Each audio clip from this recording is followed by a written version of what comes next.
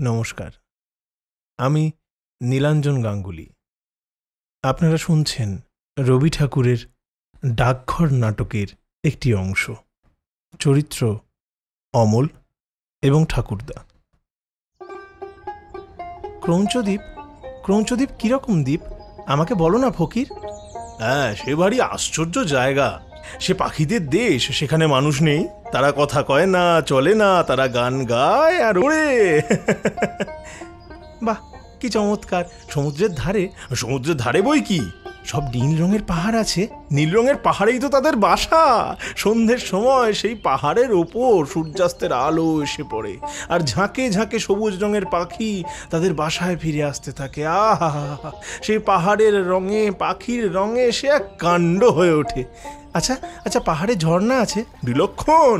ঝর্ণা না থাকলে কি চলে? একেবারে হিরে গালিয়ে ঢেলে দিচ্ছে। আর তার কি নৃত্য!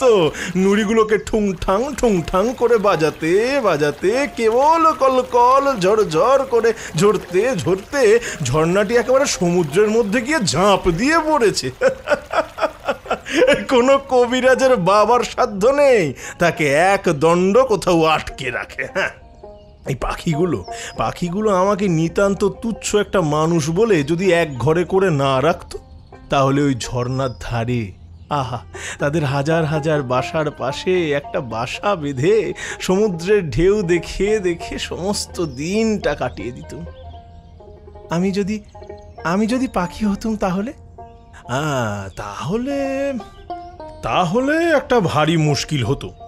এই শুনলুম তুমি নাকি দইওয়ালাকে বলে রেখেছো বড় হলে তুমি দই বিক্রি করবে। তা পাখিদের মধ্যে তোমার এই দইয়ের ব্যবসাটা তো তেমন জমতো না। ওতে বোধহয় তোমার কিছু লোকসানি হতো।